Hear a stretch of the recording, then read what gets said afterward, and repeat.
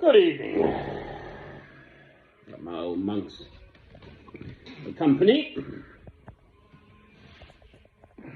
Now, to anyone who has heard of St. Francis of Assisi and the Poor Clares, also of Assisi, in Italy, Umbria,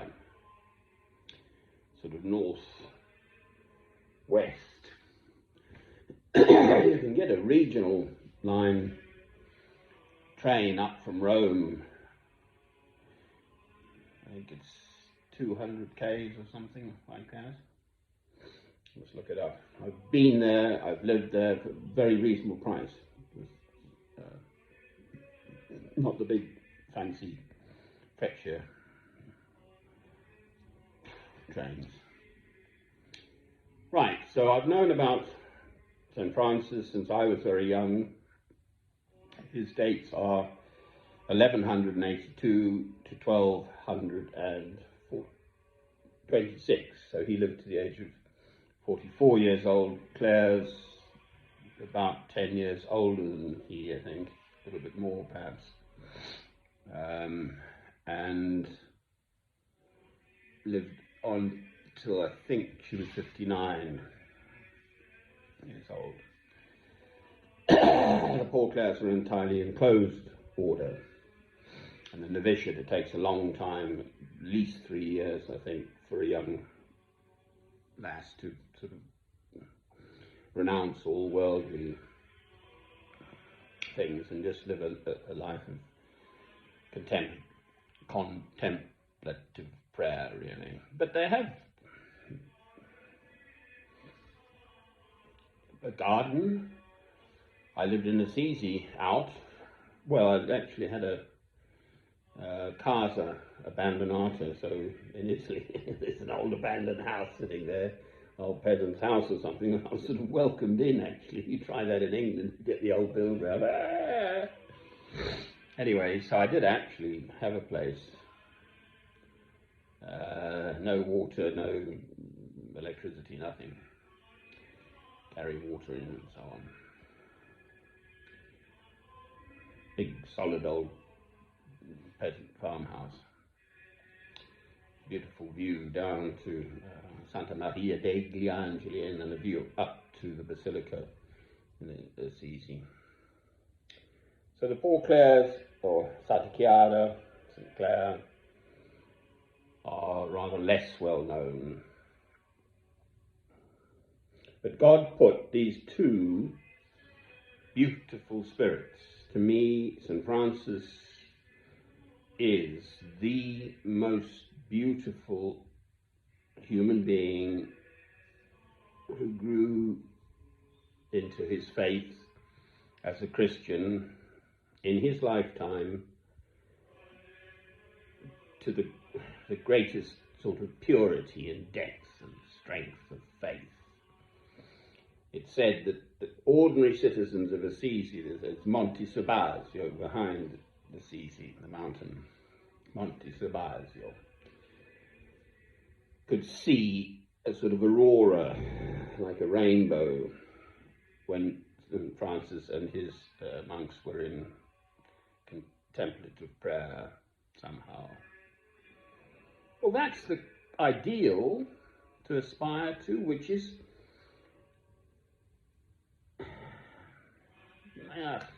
St. Francis was chosen by God, but he was from a sort of upmarket, wealthy merchant family. When he renounced all his worldly goods, St. Francis of all the saints is known for holy poverty.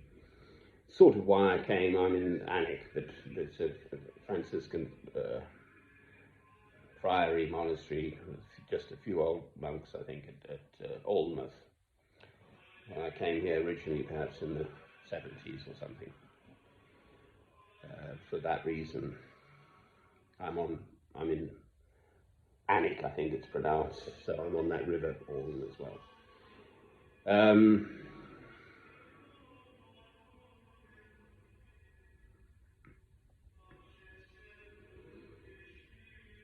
I believe St. Francis might have been involved in fight. Well, I know he was involved in fighting, but in actually killing. But they used to fight these communes, various communes. So there's Assisi, and then there's Perugia, which is sort of 20 kilometers across, as the crow flies, across the valley. And then he had this vision of Christ, I believe, enveloping the whole world with his arms. And then there's the Portiuncula, which is in that Santa Maria degli Angeli, this huge, monstrous, great Roman Catholic basilica they built. But there's this little chapel, which is the actual physical building that St. Francis physically fixed up. So God's church, if you like, in the world was falling into decay. And so the vision was to feed, well, and I'm going to say, I'm not quite sure this is St. Francis speaking, but certainly me speaking, at the end of the Gospel of John, Christ says to Peter, "Feed my lambs, take care of my sheep, feed my sheep." Those 3 times he said it. And that's echoing the third time the cock crowed, Peter denied Christ, and so on. Peter being St. Peter, obviously, the rock, the founding stone of God's Christian church in the world. Now, that then to me says, albeit St. Francis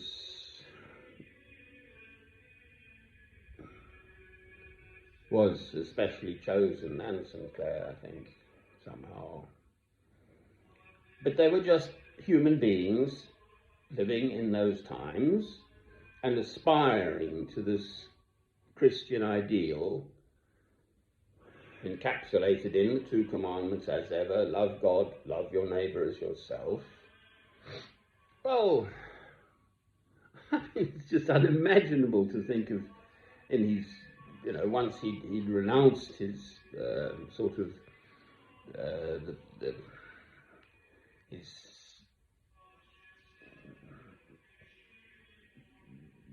familial, what the family expected of him as a young man would be to go off and fight that lot over there and then take over the business. That would have been his father's wish. His mother, I believe, spoke to him. I really do know quite a lot about Blessed St. Francis.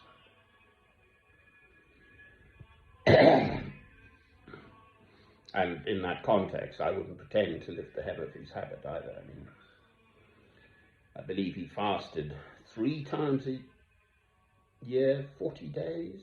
His poor old body was just worn out. I think he was going blind. But I mean, just the purity of his spirit.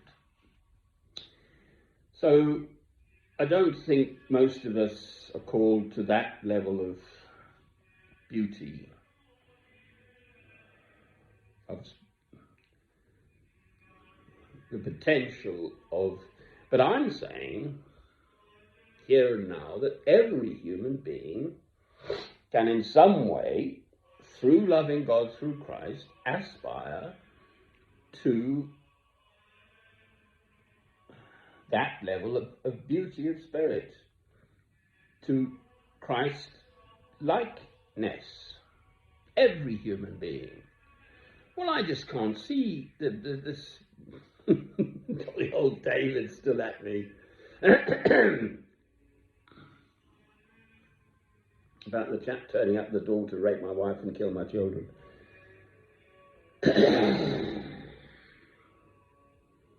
I just can't envisage St. Francis, once he'd renounced his kind of expected role in life, which would have involved the usual, these wars between the factions and so on in various places.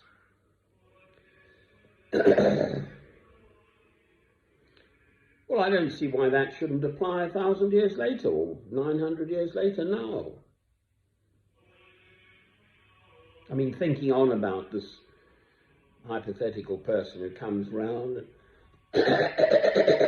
wants to rape my wife and kill my children. Well, what's all that about, you know? And if I killed him, wouldn't his relatives want to come round and kill me later on or something? I don't know. That's where it starts. So no to all of this violence. And thinking along those lines. Banish that sort of thinking. If that extraordinary, well, in England at present, that would be extraordinary. At the moment, in Ukraine, sorry, obviously it's actually sort of virtually going on.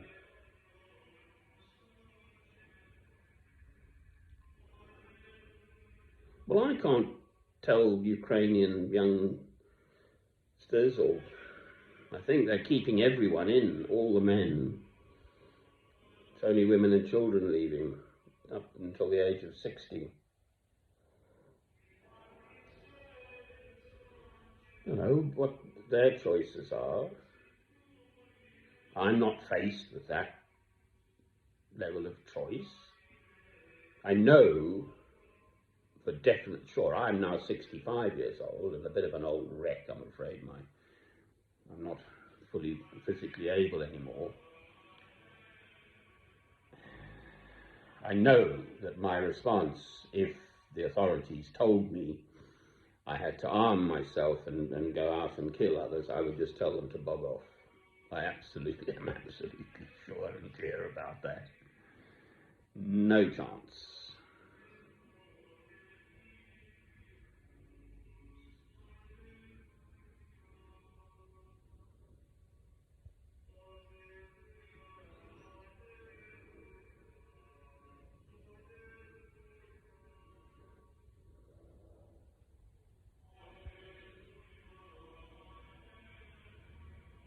So, it's a daily walk with Christ. Take up your cross and follow me each day.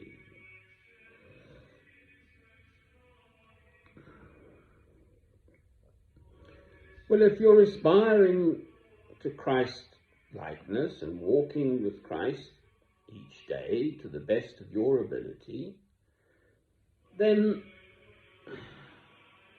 that simply doesn't countenance any form of violence.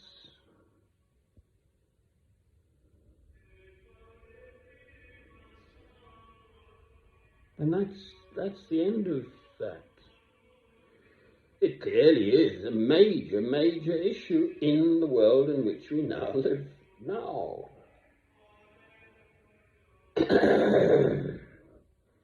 I mean, there's the whole question of the Middle East, Palestine, Israel, all those youngsters bottled up in the Gaza Strip. And then one youngster kills and then gets killed by the Israelis, and that generates more awfulness.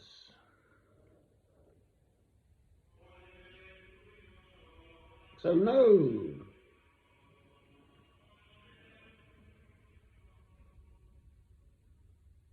Love is the answer.